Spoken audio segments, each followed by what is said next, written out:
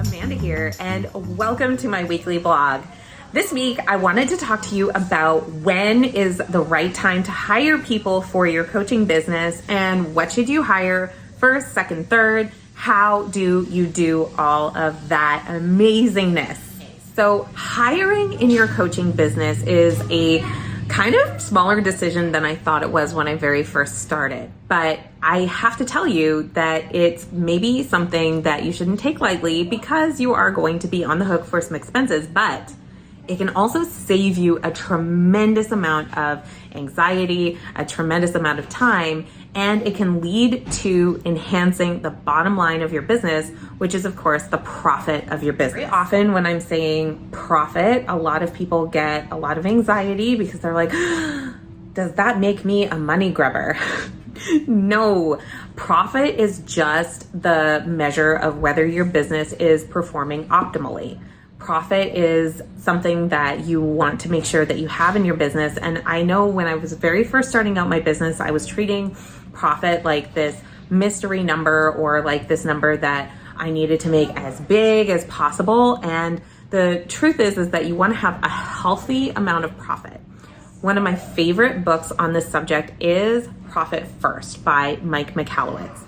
And it is a really good general primer on the subject. I recommend that you read the book and listen to it on audio at the same time because he does a really good job of talking about what profit actually means and how to have a really positive attitude towards it as a business owner, no matter what kind of business you run. Okay, so when it comes to running a profitable business, which is a good thing because it just means that your business is healthy, I think that there is a very broad way of thinking about hiring that has helped me in the long term of running my business.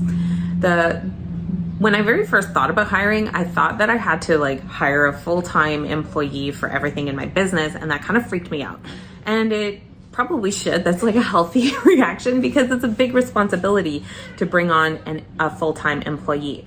But you can hire on services, you can hire on contractors, you can hire on what I call micro outsourcing, where you have specific jobs or tasks that you get another company to take on. And those kinds of jobs, yes, they cost money, but it's worth it because you can trust a specialist to take care of those activities so that you can do what you do best as a coach. So how do you know what you should hire out and outsource, and what are the things that you should keep for yourself? Well, again, my attitude when I was starting my business was I need to save every single penny. I should definitely learn how to do everything all by myself because I should save all of it. And the thing is, I wasted so much time. Time is the most precious commodity that you have. And already as a coach, you are spending time. You're spending time with people in your programs. Even if you are delivering a course or a hybrid program like we do in the Coaches Plaza, where you are doing a curriculum-based program, and then you have support model where you are doing coaching calls and you're answering questions. It's a time-intensive type of a business. So if I'm spending time in doing bookkeeping, or I'm spending time in things that I should be getting a lawyer to do, that doesn't make a lot of sense. So think about, is this something that would benefit from having an expert do this thing? And also think about, how does it minimize or reduce risk in your business? Something like having bookkeeping done that is going to be compliant, is going to be in your best interest for filing your taxes appropriately. It makes sense to have an expert do it, and even spending a few extra dollars to have someone who really knows what they're doing is a good idea because it can save you so much in the longer term. Finally, spending money on my education and my mentorship and training has been such a very smart move for me personally, because I have learned so much about how to run my business in a way that gives me peace, how to make decisions that are going to have a longer term positive benefit for myself, for my family, for my business, for my clients. And it really took me making positive decisions about that investment. So hiring people that I trust, hiring people that are creating community around me that is really positive was a really good move for me. I know a lot of people are hesitant to do that. And I know I was in the beginning as well. I was like, I can Google that. But information is not transformation. And so when it came to hiring people around me to really support me in my support system, that was another investment that I made that I consider to be part of the sourcing of support system and, team that I have around. So what about team members that you're bossing around? What kind of hiring should you do there? Well, that's a really great question, and that's going to be unique to every business, and you are the boss, so you're going to have to make the right design decision for you. I would say for most coaching, consulting, and high-ticket businesses, one of the first hires that can make the most sense is going to be a virtual assistant, simply because they can help you with things like scheduling emails, with managing your time and calendar, scheduling social media posts, handling the recordings for your programs and your clients, and kind of taking the burden of a lot of those tasks that need to be done but are, low difficulty tasks, high repetition tasks. And a virtual assistant, typically you can get them to agree to do those tasks for a relatively low cost because of the high repetition nature of those tasks. And they're happy to do it because they want like a high operation task, and it's for a relatively low cost to you with a high time return benefit. Now, one of the biggest mistakes that people make when they're hiring virtual assistants is that they don't have processes defined for their business, and they don't have the tasks defined, and they don't have standard operating procedures defined for that role. I made this mistake. I hired not one, but two virtual assistants, thinking that it was going to save me a whole lot of time and energy in my business. But what I ended up doing was creating roles in the business that I had to manage. I felt really embarrassed and ashamed that I had hired people that I really was underutilizing, and then I had to pay for it. So then it ended up adding a whole bunch of hustle to my requirements for my business. And so I ended up really stressed out trying to support these hires when I really needed to just slow my roll, slow down, and go, wait, what are the key activities, the key tasks that need to be completed for these roles to make sense? The thing about a virtual assistant is they very rarely are going to be a revenue generating role. So that means they're not likely to do things that are going to necessarily be making the business money.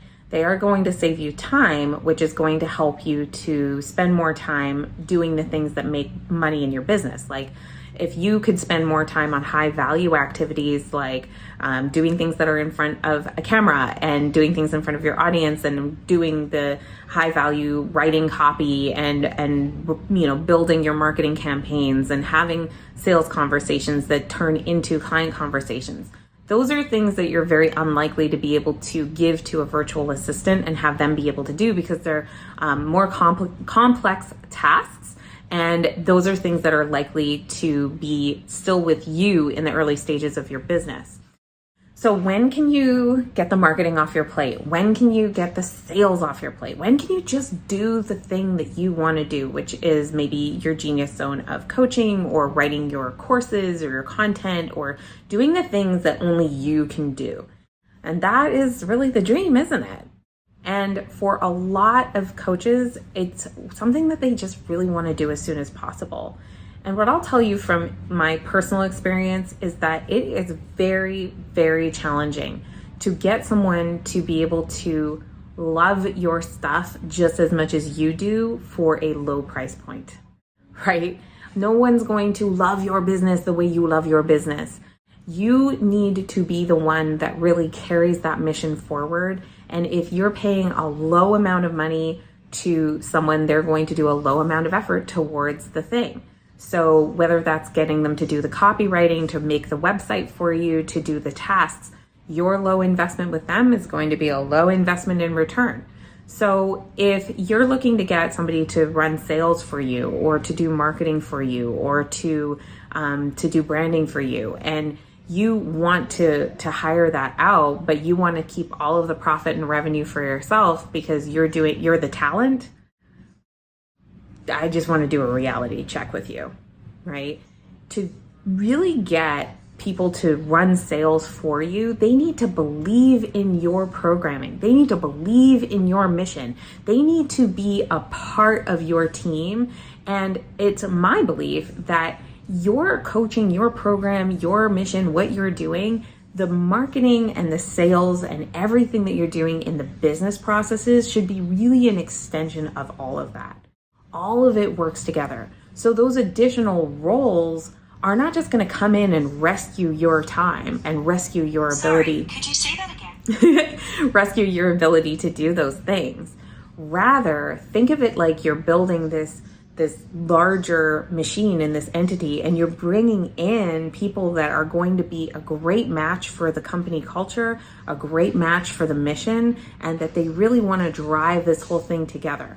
I almost think about those, the rowers in a boat, and they're all rowing together for the same cause, the same mission, and they're wanting to do and build this thing together. And that's how I think is a better way to think about hiring. So if you are looking to bring on people that are going to do sales for you, then that's how you want to look at it. If you want somebody to come in and write one sales letter for you, be prepared to pay that person quite a lot for that job. And if you're looking to have someone come in-house to be your copywriter, be prepared to pay them a reasonable salary for that. You're wanting to bring on people that are going to be an extension of your team and your mission. And so I would really think about, when you're making those hires, think about staging it such that you're going to do it in a revenue generating, responsible way, and that it's going to be an extension of something that you've proven out as you're building it as a business. So I hope that this helped. And obviously, this is something that we work on a very high level in our mastermind, the Advantage Mastermind, and we help coaches do. If you're at all interested in that, just, reply to the email that you received from us, or reach out to us through Messenger if you join us in our group, the Coaches Plaza. We're very happy to have that conversation. But it's a conversation that people talk about a lot, like, oh, I just want to hire this out. I don't want to have to bother with doing the marketing or the sales. And I thought I would answer that question this week on the blog. I hope you have an amazing day, and we'll see you soon. If you have found a lot of value in this show, be sure to check out our other episodes. And, if you're finding a lot of value in this conversation about building a business in balance as a coach, consultant, and high ticket course trainer, be sure to refer a like-minded friend to the podcast, to the show, and just spread the love. We love helping coaches build a business that's real. We'll see you soon.